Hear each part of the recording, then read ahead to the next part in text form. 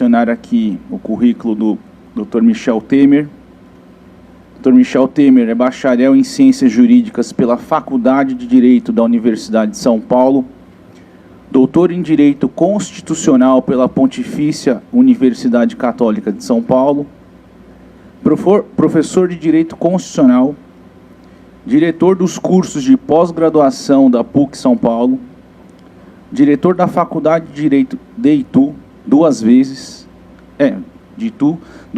procurador-geral do Estado de São Paulo, em 1983 e 1992, duas vezes secretário da Segurança Pública do Estado de São Paulo, entre 1994, 86, 92 e 93, foi secretário de Governo do Estado de São Paulo em 1993, diretor do Instituto Brasileiro de Direito Constitucional, foi deputado federal constituinte em 1987 e exerceu mais 5 mandatos de deputado federal. Foi líder do PMDB na Câmara Federal entre 95 e 96. Foi 3 vezes presidente da Câmara dos Deputados. É membro da Academia Paulista de Letras Jurídicas.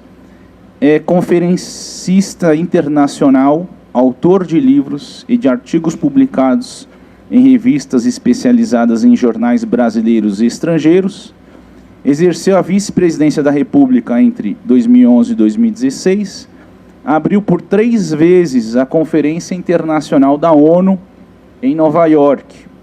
Como vice-presidente da República, coordenou as comissões do alto nível de concertação Brasil-China, Brasil-Rússia. Exerceu a presidência da República entre maio de 2016 a 1º de janeiro de 2019. Como presidente da República, participou de várias reuniões do G20 e do BRICS. Como presidente da República, também participou de encontros bilaterais com inúmeros chefes de estados e do governo no Brasil e no exterior. Portanto, sem mais delongas, passo a palavra para o Dr. Michel Temer. Muito bem.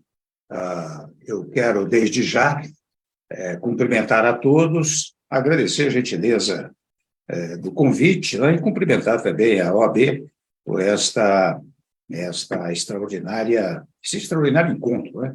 Acabei de ouvir o doutor Alexandre e sei que, ao longo do período, os senhores debateram vários temas, especialmente da presença do advogado no cenário internacional. Mas vejo agora que o objetivo é verificar um pouco das relações Brasil-China, especialmente pautadas por uma ideia de paz interna e paz internacional. E eu acho que nessa questão da relação com a China, o colega acabou de dizer que durante um bom período eu coordenei a Comissão Sino-Brasileira de Alto Nível, ou seja, uma comissão de reuniões periódicas entre o Brasil e a China, como também a Comissão Brasil-Rússia, né, também com reuniões periódicas, e todas, na verdade, para estreitar as relações entre esses países e, particularmente, também para que os nossos profissionais, sejam empresários ou profissionais do direito, possam, na verdade, ter presença profissional nesses países. Eu confesso que nessas reuniões da Comissão Sino-Brasileira de Alto Nível, nós tivemos sempre um diálogo muito produtivo.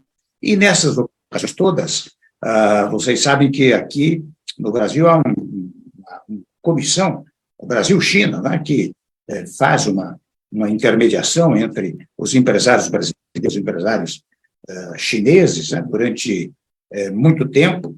Se empresas brasileiras investem na China, e, de igual maneira, a China investe no Brasil. Para ter uma ideia, só um dado muito rápido que eu estou dando, nos últimos anos, pelos 10 anos, a China investiu mais de 66 bilhões de dólares aqui no Brasil.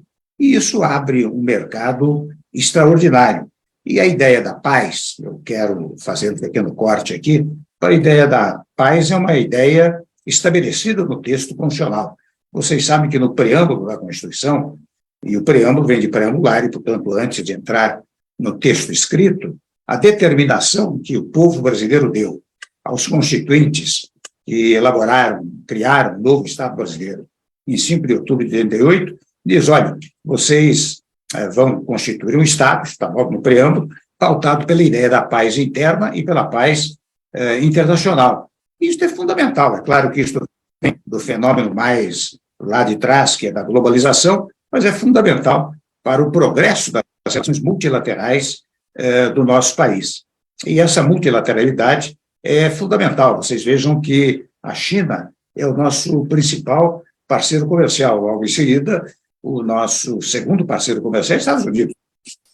Isso para dizer da exigência da multilateralidade. Mas um exemplo que eu dou ainda recentemente estive em Dubai, e eu vejo que os países árabes compram 45% mais ou menos da nossa carne de frango. E, por outro lado, nós temos relações tecnológicas extraordinárias com Israel. Mais uma coisa a revelar a importância da multilateralidade e a paz pautando todas estas relações. Não é sem razão que a Constituição, no tocante à paz interna, estabelece aquele princípio da igualdade, né?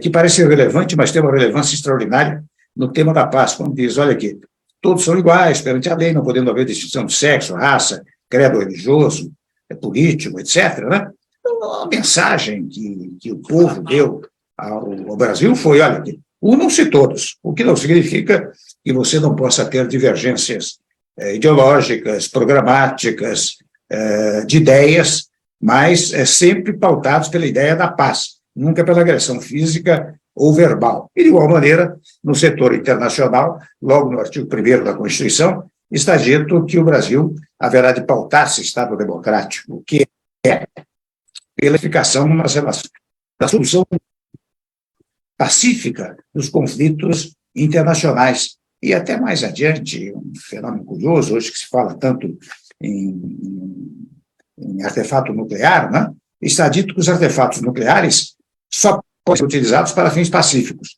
Portanto, nada de beligerância com o exterior. A ideia da paz, portanto, permeia todo o texto constitucional. Isso é fundamental para nós outros do Brasil e, particularmente, convenhamos, para nós outros advogados, não é? Porque hoje o advogado não advoga apenas no Brasil. As relações internacionais são fundamentais para o exercício da advocacia. O doutor Alexandre acabou de mostrar aí a questão dos bitcoins, né? E que diz respeito a relações também internacionais. E como advogado, muitas vezes, é fundamental para essa atividade. Não preciso dizer obviedades aqui. Um advogado no direito internacional, ele pode cuidar de homologação, de execução de sentença estrangeira. A própria opção pela nacionalidade brasileira envolve a figura do advogado, a legalização de nascimento, casamento, divórcio estabelecidos no exterior, o acompanhamento de cartas rogatórias, né? E assessoria para brasileiros no exterior. Eu tenho viajado e vejo que a diplomacia brasileira dá uma extraordinária assessoria, mas muitas vezes é preciso também a figura do advogado para acompanhar certos procedimentos relativos aos brasileiros no estrangeiro. E também a convocação para pareceres sobre normas, acordos e convenções internacionais. E muitas vezes, prezados colegas, o pleito de pareceres pleiteados pelas próprias empresas estrangeiras. Eu mesmo confesso recentemente, já no exercício da profissão, voltando ao exercício da profissão, dei um novo parecer para Huawei, que está se instalando no país, está participando do nosso país, né?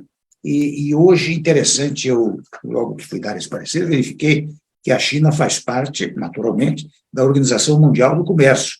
E muitas empresas brasileiras se instalam na China como chinesas se instalam no Brasil. Mas hoje também eu quero acrescentar a experiência que eu estou tendo, a Indonésia, Singapura e até mesmo o Vietnã. Vocês sabem que ficou muito presente uma relação forte entre o Brasil e esses países, a envolver, muitas e muitas vezes, necessariamente a presença de advogados brasileiros. as estatais chinesas que aqui se instalaram, como a Sinopec, a State Grid, a PetroChina e outras tantas, né? Elas demandam a advocacia de colegas brasileiros. Ademais disso, o fato é que, muitas e muitas vezes, há necessidade de colaboração entre advogados brasileiros e advogados estrangeiros, no particular, advogados que advogam para empresas na China ou empresas brasileiras na China. E há dias atrás, eu pude verificar que há sites, né, para advogados. Os advogados podem se registrar nesses sites para avaliação dos clientes da China ou de outros países. Eu até verifiquei, tive contato com uma instituição chamada Law Cloud, que é um desses sites.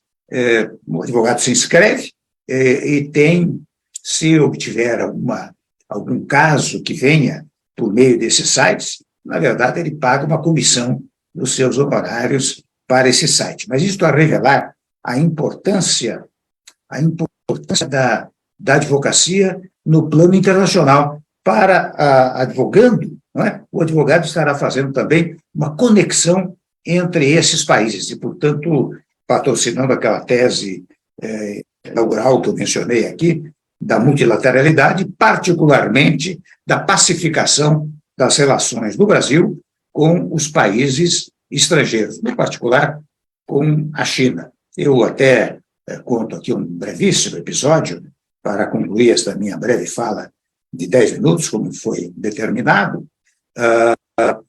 Vocês sabem que houve uma época, eu, presidente da República, verificou-se aqui uma operação chamada carne fraca, que era a questão de carnes adulteradas que estariam sendo exportadas. Né? Foi muito bem. Naquele mesmo, isso foi num sábado, num domingo, eu pedi ao Blair Maggi, que era o ministro da Agricultura, para chamar os embaixadores dos países que compravam carne do Brasil, e até quando concluímos a reunião no domingo, eu os levei para comer numa churrascaria, não é?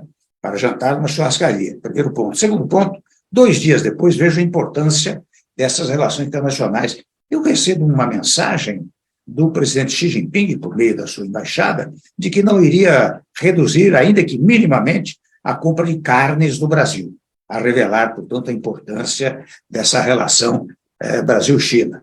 Vejo aqui, se não estou enganado, o embaixador Marcos Galvão, então é o nosso Marcos Galvão mesmo, que hoje está na China, né? Portanto, fazendo um belíssimo trabalho, como fez no meu governo, quando secretário executivo do Itamaraty. Então, com a presença de Marcos Galvão aqui, eu tenho absoluta convicção de que se estreitarão cada vez mais as relações Brasil-China, mas o próprio Marcos Galvão poderá incentivar as empresas chinesas e as brasileiras estabelecidas na China a contratação de profissionais do Brasil, profissionais da advocacia brasileira, para atuarem em ambos os países, na China e no Brasil. Vejam que é interessante, Marcos Galvão, que a diplomacia se faz fundamentalmente pelo Itamaraty, não há dúvida. Mas eu sempre disse que havia também outras formas, como a diplomacia parlamentar, as relações sequentes entre parlamentos dos vários países, particularmente do Brasil e da China, e aqui também, por que não dizer, uma atividade diplomática, embora profissional, dos advogados brasileiros que servem às empresas chinesas ou servem às empresas brasileiras. Com estas brevíssimas palavras, que eu quero enfatizar a indispensabilidade da paz entre os países, e o Brasil está precisando muito disso, e, aliás, prezados amigos e embaixador Marco Galvão, basta aplicar a Constituição, né? Aplicando a Constituição, nós temos a ideia da paz, tanto interna como internacional, e o momento é oportuno para que se invoque o texto constitucional para estabelecer essa paz. E que mais, agora repetidamente, os advogados brasileiros possam advogar para muitas empresas chinesas, estreitando diplomaticamente e profissionalmente a relação entre Brasil e China. Obrigado pelo convite que me fizeram e bons trabalhos.